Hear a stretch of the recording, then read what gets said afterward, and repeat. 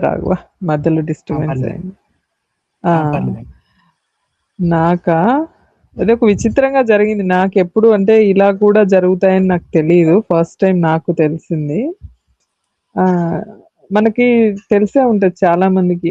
అంటే మనకు కొన్ని బ్లాంక్ కాల్స్ ఏవో తెలిసిన కాల్స్ లాగా వస్తూ ఉంటాయి. ఆ కాల్స్‌లో ఏం చెప్తారంటే పలానా బ్యాంక్ నుంచి చేస్తున్నాము. లేకపోతే ఏదో ఆఫీసుల నుంచి చేస్తున్నాము.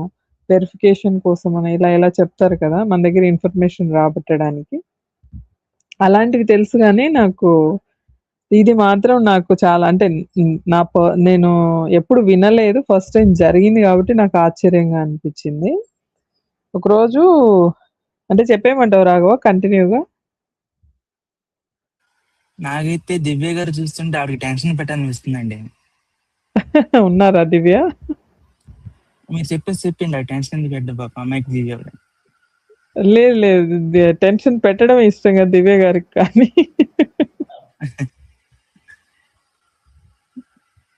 చెప్పేస్తా అంటే మీ ఇష్టమేనండి. ఉన్నారా దివ్య గారు కామెంట్స్‌లో? సౌమ్య గారు అయితే వచ్చారండి. ఆవిడొచ్చారు. సౌమ్య గారు వస్తారేమో రండి ప్యానెల్‌కి. ఫస్ట్ టైమ్ రాఘవ ఛానల్ చూస్తున్నారు మీరు. ఆవిడ మీ ఛానల్ నుండి చూస్తున్నారండి. దేని నుంచైనా పర్లేదు. దేని నుంచి చూసినా ఇబ్బందేం లేదు. సౌమ్య గారు అది ప్యానెల్‌కొస్తారేమో రండి. ఎక్కడైనా వింటూనే ఉంటారు గదా! దీంట్లో ఇప్పుడు మనము 2, 3 టాపిక్స్ మాట్లాడుకుందాము. ఫస్ట్ బ్యాంక్‌కి సంబంధించి మాట్లాడదాము. సరే అండి. నా పర్సనల్‌గా జరిగింది ఇప్పుడు నేను చెప్తాను. ఒకరోజు నాకు ఏదో వర్క్‌లో ఉన్నాను. ఒక కాలొచ్చింది. లిఫ్ట్ చేస్తే ఒక లింకా సౌమ్య గారు రాఘవ ఛానెల్‌లో లింక్ ఉంది చూడండి. ఇందాక మీరు రాఘవ ఛానెల్‌కొచ్చారు గదా! రాఘవ సేన అని. నా దాంట్లో అడుగుతున్నారా? నేను ఇంకొక పేస్ట్ చేసేది బెస్ట్ ఏమో రాఘవ నువ్వు అన్నట్లు. పేస్ట్ చేస్తాను ఒక్క నిమిషం. కాపీ కాపీ చేసి పేస్ట్. అదే. ఈ లోపల నువ్వు మాట్లాడు రాఘవ. నేను ఇది కాపీ పేస్ట్ చేస్తాను. కానీ విచిత్రంగా ఎప్పుడు లేనిదే మీకు విచిత్రమైన కాల్స్ మీకే వచ్చాయండి. నేను ఎప్పుడు మీకు వచ్చిన కాల్ నేను వెళ్ళలేదు ఎప్పటివరకు. ఇంతవరకు కూడా నేను మీకు లోన్స్ కావాలా, మా క్రెడిట్ కార్డ్ ఇస్తాం మీరు తీసుకుంటారా, మీకు ఎలిజిబిలిటీ ఉంది లోన్ ఇస్తాం తీసుకుంటారని చూసానే కానీ మీ ఎలా ఖాళీ చేసి అడుగుతారని కూడా నేను అనుకోలేదు అసలు. చిత్ర అడిగారు.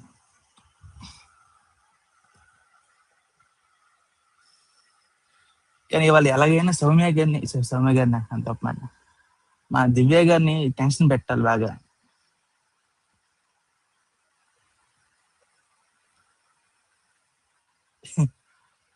అవునండి సౌమ్య గారు.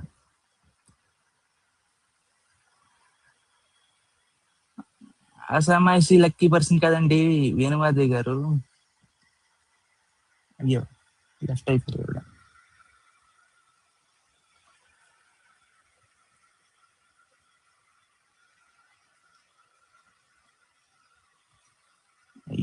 అయ్యో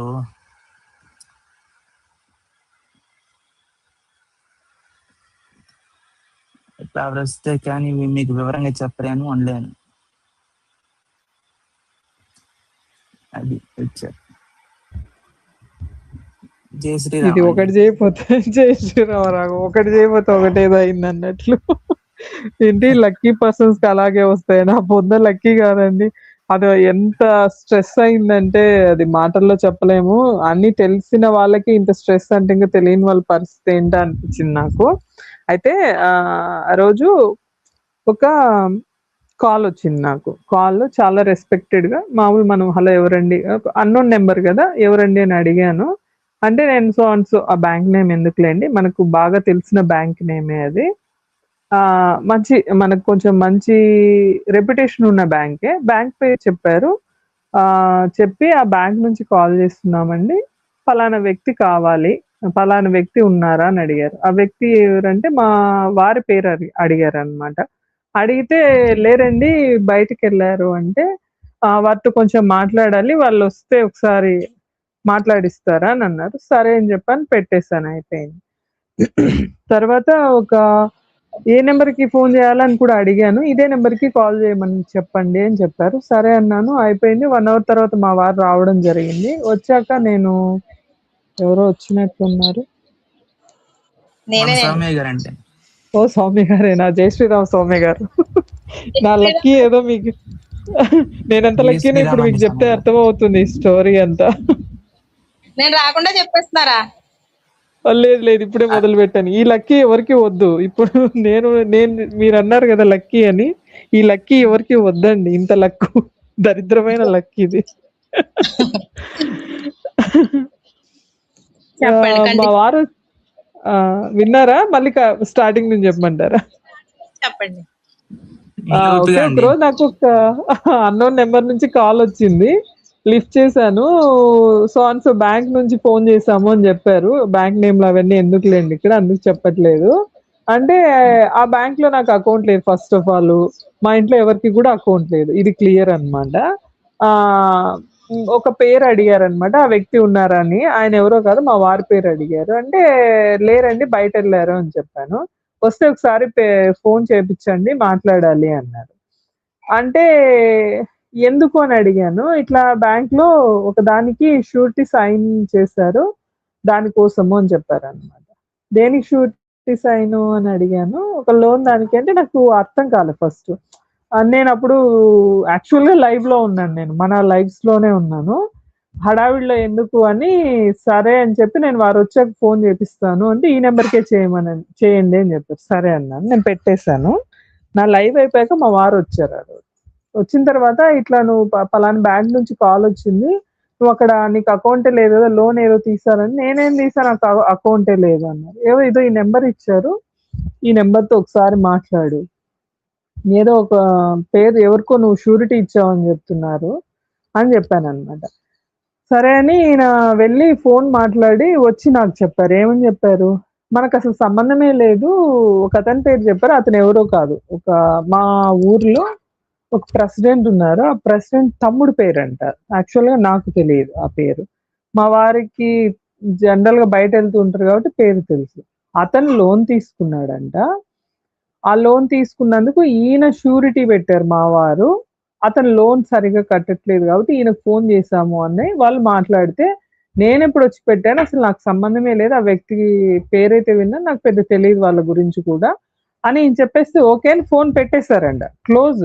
ఈయన చాలా క్లియర్‌గా చెప్పేసారు. అవతల ఓకే అన్నారు, పెట్టేసారు, అయిపోయింది. 3 డేస్ గ్యాప్ ఇచ్చారు. 3 డేస్ తర్వాత అంటే 4థ్ డే నాకు మళ్ళీ కాల్ వచ్చింది సేమ్ నెంబర్ నుంచి. ఫోన్ చేసి సేమ్ వ్యక్తి అదే ఆ రోజు మాట్లాడిన అమ్మాయే మళ్ళీ మాట్లాడింది నాతో. ఇట్లా మళ్ళీ అడిగింది. అంటే లేరండి బయటెళ్లారు అంటే, ఆయనకు చేస్తుంటే ఆయన నెంబరు పనిచేయట్లేదు అని అంటే, బయట ఏమైనా సిగ్నల్ లేదేమో, ఎవరండి మీరంటే, ఏంటి మొన్న మాట్లాడాం కదా, బ్యాంక్ నుంచి ఫోన్ చేసాము. ఇట్లా షూరిటీ సైన్ పెట్టారు. వాళ్ళేమో డబ్బు కట్టకుండా ఎగ్గొట్టిపోయారు. మీరు సమాధానం చెప్పకుండా మీరు కూడా మోసం చేయాలని చూస్తున్నారా అని కొంచెం హార్ష్‌గా మాట్లాడారు. మాట్లాడేసరికి నాకు కోపం వచ్చింది. అదేంటంటే మొన్న మా వారు మాట్లాడారు గదా! అసలా దానికి నాకు సంబంధమే లేదు. మేమెవరం రాలేదు. సైన్ చేయలేదని చెప్తే మీరెట్లా అడుగుతున్నారు అని నేను కొంచెం గట్టిగానే అడిగాను. అడిగితే వినకుండా నానా గందరగోళం చేశారు కాల్‌లోనే. నేను కొంచెం గట్టిగానే మాట్లాడడం జరిగింది. తర్వాత ఫోన్ పెట్టేస్తే ఇంకా చూడండి కంటిన్యూ కాల్స్ వెంటనే ఇమ్మీడియేట్‌గా మనం కట్ చేయడం ఆలస్యం, మళ్ళీ వెంటనే కాల్ మొదలవుతుంది అదే నెంబర్ నుంచి. మీరు డబ్బు మోసం చేయాలని చూస్తున్నారు. అది ఇది అంటే, కాదమ్మా ఒక్క నిమిషం నువ్వు ప్రశాంతంగా విను. నేను ప్రశాంతంగా అడుగుతాను. ఇప్పుడు ఈయన ఎవరికో సైన్ పెట్టినారని చెప్తున్నావు గదా! నువ్వు ఎంక్వైరీ చేసుంటావు గదా! పలానా వాళ్ళు ఇచ్చారంట. ఈయన పెట్టలేదు. వాళ్ళెవరో ఇచ్చారంట. సెకండ్ నెంబర్ ఈయనది అని ఇచ్చారు. అనంటే వాళ్ళకి ఫోన్ చేసి మీరు అడుగుతారు గదా! లోన్ ఇచ్చేటప్పుడు. మీరిచ్చారు షూరిటీ సంతకం షూరిటీకి సెకండ్ నెంబర్ అన్నప్పుడు మీరెందుకు ఎంక్వైరీ చేయలేదు ఫోన్ చేసి అని నేను అడుగుతుంటే, అవన్నీ మాట్లాడట్లేదు. తెలివితేటలు చూపిస్తున్నారా? మీరు ఈ తెలివితేటలు ఎవరి దగ్గరన్నా చూపించండి. ముందు మాకు డబ్బు కట్టండి. ఇది ఎంత స్టేజ్‌కెళ్ళిపోయిందంటే హెరాస్మెంటు, కంటిన్యూగా కట్ చేస్తుంటే ఒక 40 కాల్స్ వచ్చాయి. ఈ లోపల మా వారు వచ్చారు. నేను అవుట్ ఆఫ్ అయిపోయాను అప్పటికే. ఎంత లాజికల్ గా మాట్లాడినా కూడా అవతల నుంచి లాజికల్ సమాధానం లేదు. మనల్ని పీల్చి పిప్పి చేస్తుంది అనమాట మైండ్ ని. ఆ లేడీ అలాగే మాట్లాడుతుంది. ఒక స్టేజ్ లో అమ్మాయి తాగి మాట్లాడుతుందా అన్న డౌట్ కూడా వచ్చింది. ఇంకా లాస్ట్ కి నేను నువ్వు ఏ బ్యాంక్ అని చెప్పావు చెప్పు అంటే మళ్ళీ బ్యాంక్ పేరు చెప్తే ఆ బ్యాంక్ వచ్చి నేను మాట్లాడతాను మీ కస్టమర్ కేర్ నేనే డైరెక్ట్ గా మాట్లాడుతుంటే రివర్స్ ఏం బెదిరిస్తుంది మీ వాయిసెస్ అన్ని రికార్డ్ అయినాయి మీ మీద కేసు పెడుతున్నాము మీరు ఫ్రాడ్ చేశారు ఇవన్నీ మాట్లాడారు అనమాట నేను రివర్స్ అన్నాను ఇప్పుడు నువ్వు కస్టమర్ కేర్ నుంచి కాల్ చేశాను అన్నావు కస్టమర్ తో ఎలా మాట్లాడాలో తెలియకుండా నీకు ట్రైనింగ్ ఇవ్వలేదా వాడు ఎవడో ఇచ్చిన వాడు రివర్స్ నేనే కేసు పెట్టబోతున్నాను నీ మీద ఇలాంటి పనులు చేస్తారా మీరు హెరాస్ చేస్తున్నారని మీకు అర్థమవుతుందా నేను రివర్స్ మాట్లాడితే ఆహా ఈ లోపల అప్పటికి ఒక 40 కాల్స్ అయ్యాయి మా వారు వచ్చారు వచ్చాక చెప్పాను నేను మా వారితో మాట్లాడుతుంటేనే కాల్స్ వస్తూనే ఉన్నాయి వస్తూనే ఉంటే నేను మా వారిని మళ్ళీ గట్టిగా అడిగాను ఏమన్నా నువ్వు పొరపాటున ఎక్కడైనా చేసావా అంటే అయ్యో నాకు వాడు ఎవడో కూడా తెలియదు ఊరికే పేరు విన్నావు వీధిలో అంతవరకే నాకు డీటెయిల్స్ తెలియదు వాడి గురించి కూడా ఒకటే పేరే రిపీటెడ్ గా చెప్తున్నారు అనమాట పలానా పేరు సో ఆన్సో XYZ అని ఒక పేరు చెప్తున్నారు తర్వాత మా వారిలో నేను మాట్లాడతాను నువ్వు టెన్షన్ పడకని మా వారు కాల్ తీసుకొని చాలా మర్యాదగా మాట్లాడు అమ్మాయి తల తిరిగి మాట్లాడతారు కదా అలా మాట్లాడుతుంది నాకు ఒక 4 కాల్స్ మర్యాదగా మాట్లాడాడు ఇంకా కాదు నేను ఎన్నిసార్లు చెప్పానమ్మా నాకు సంబంధం లేదు అంటే మళ్ళీ నేను చెప్తాను ఈయనకు ఎంక్వైరీ చేసి చెప్తానన్నావు నువ్వు ఎందుకు చెప్పట్లేదు ఏం మీరంతా మోసం చేయాలని చూస్తున్నారా ఇలా మాట్లాడుతుంది ఇంకా లాస్ట్కి ఆయనకు విసుగు వచ్చేసి కొంచెం గట్టిగానే మాట్లాడడం జరిగింది మాట్లాడితే ఆ అమ్మాయి లాస్ట్ కు మా వారి కోపం వచ్చి బ్లాక్ చేసి పడేసే ఆ నెంబర్ అని బ్లాక్ చేసిన విత్ ఇన్ సెకండ్స్ లో కొత్త నెంబర్ నుంచి కాల్ వచ్చింది సేమ్ పర్సన్ మాట్లాడుతుంది అట్లా ఒక 7-8 నెంబర్స్ చేంజ్ అయి ఉంటాయి బ్లాక్ చేయను ఇంకో నెంబర్ నుంచి రాను అదే వాయిస్ అదే పర్సనే మాట్లాడుతుంది ఇంకా మా వారు మాట్లాడుతుంటే నాకు ఎందుకో డౌట్ కొట్టింది ఇదేదో తేడా కొడుతుందని నా జూనియర్ ఒక అమ్మాయి మా ఊరి పోలీస్ స్టేషన్ లోని కానిస్టేబుల్ పనిచేస్తుంటే అమ్మాయికి కాల్ చేశాను ఇలా జరుగుతుంది ఇది ఏదైనా ప్రాబ్లమా నాకు అర్థం కావట్లేదు అంటే అమ్మాయి అంటే నేను మొత్తం డీటెయిల్స్ చెప్పలా ఒక అన్నోన్ కాల్ బ్యాంక్ అని చెప్పి ఇలా చేస్తున్నారు అంటే అమ్మాయి వెంటనే ఆ XYZ పేరు చెప్పింది అనమాట ఈ పేరు చెప్తున్నారా అక్క మీకు అనింది అవును సేమ్ నేమే చెప్తున్నారు అంటే అక్క ఇది సైబర్ క్రైమ్ బ్యాంక్ పేరు చెప్పి మన అకౌంట్లలో డబ్బులన్నీ తీసేస్తున్నారు ఇలానే టార్చర్ పెట్టి మనం వీక్ మూమెంట్ లో ఉన్నప్పుడు ఇన్ఫర్మేషన్ రాబట్టి అకౌంట్ మొత్తం ముందు అకౌంట్లో ఏమైనా డబ్బులు ఉంటే తీసి జాగ్రత్త పెట్టుకోండి పోలీస్ స్టేషన్కి వెళ్ళి కంప్లైంట్ ఇవ్వండి సార్ ఉన్నారంటే మేము వెళ్ళేసరికి పోలీస్ స్టేషన్ మాకు ఇంటికి దగ్గరే ఊరికి అలా నడుచుకొని వెళ్ళొచ్చు వెళ్ళే లోపల ఒక 20 కాల్స్ వచ్చాయి 20 కాల్స్ లోపలికి వెళ్ళి పోలీస్ స్టేషన్ లో వాళ్ళకి ఇన్ఫర్మేషన్ ఇచ్చేటప్పటికి దగ్గర ఎన్ని కాల్స్ అయింటాయి ఒక 60 కాల్స్ పైన 60 కాల్స్ దాటిన టైం ఆ రోజు మొత్తానికి స్టార్ట్ అయినప్పటి నుంచి వాళ్ళు పేరు వింటానే ఆల్రెడీ మా ఊర్లో ఇదే దాని మీద ఆల్రెడీ ఒక కేసు రిజిస్టర్ అయిందంట నాది 2వ కేసు కిందకి వెళ్తుంది అనమాట ఇంకా వాళ్ళు ఏం రిజిస్టర్ చేయలేదు ఇవి కంటిన్యూగా జరుగుతున్నాయంట ఏపీలో అంటే తెలుగు స్టేట్స్ లో జరుగుతున్నాయని చెప్పారు సేమ్ నేమే అన్ని చోట్ల ఉండకపోవచ్చు కానీ మా ఏరియాలో అది నోటెడ్ పేరు కాబట్టి ఆ పేరుతో ఇక్కడ రిపీటెడ్ గా వస్తున్నాయంట అన్ని ఏరియాస్ లో కాల్స్ బ్యాంక్ లో ఏమన్నా ఉంటే మాత్రం జాగ్రత్త పొరపాటున కూడా మీ పర్సనల్ ఇన్ఫర్మేషన్ ఇవ్వద్దండి అని చెప్పారు ఇది జరిగింది రాఘవ